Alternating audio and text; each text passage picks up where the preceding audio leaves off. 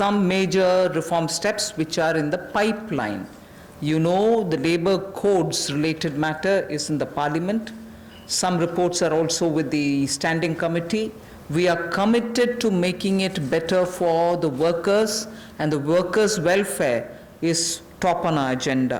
I very will quickly run through some of the points. All this is going to be shared with you in any case, but quickly I will highlight the fact that the minimum wages at the moment is applicable only to 30% of all the workers. We want to make it universal. We want to give that right to minimum wage universally to all workers. So that is one of the major things we are working towards, and as you know, it's all discussed in the parliament. It is getting, work is done in the parliament, it is happening there, but I'm giving you some of the highlights. Second is also the regional disparity in minimum wage which exists. We are trying to get over that problem, to get over the disparity which prevails by saying if there can be a national floor wage concept which can be accepted by all the states, so that the disparity which prevails between states of minimum wages can be gotten over. We are also talking about compulsorily giving appointment letters for everybody who's taken in, so that it gets formal, and also making sure annual health checkup is made mandatory for all the employees. Benefits also for workers in the interstate migration of workers, so that nowadays we come to know that workers don't get recruited through an agency or a group, which are normally the groups which bring in unskilled workers. Now employers are directly taking them on, and therefore for that also, coming from various destinations, we want to have a definition of interstate migrant workers. Again, on migrant workers, this will help in defining them better and reaching out benefits to them better. All this is in the parliament. I'm not saying it as a part of this package, but I'm only giving you a clear picture that we are committed towards improving the lot of the workers and making sure that migrant workers and other workers are treated a lot more with their formal benefits reaching them. Portability of welfare benefits is also being contemplated in the parliament for migrant workers.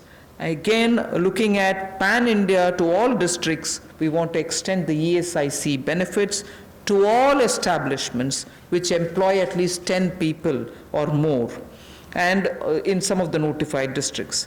Looking at also employees, establishment which have less than 10 employees, we want to, at least in a voluntary basis, make sure ESIC can be extended to them.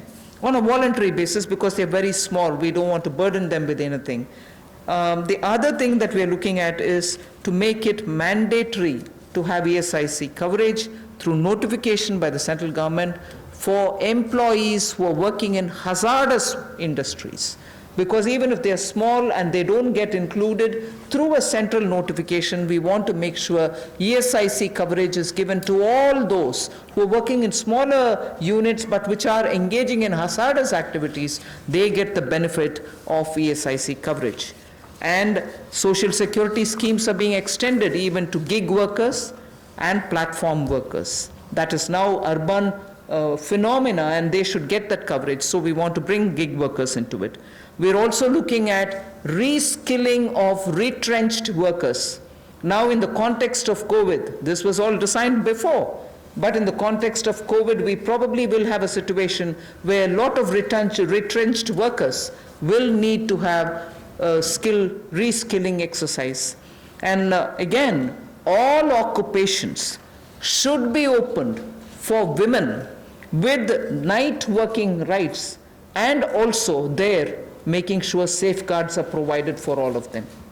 Provision also for social security funds for unorganized workers, and gratuity to be given for fixed term employment. So these are some of the things which are our commitment, which is revealed in the labor codes. 44 labor different acts have all been now compressed with extensive discussions and consultation.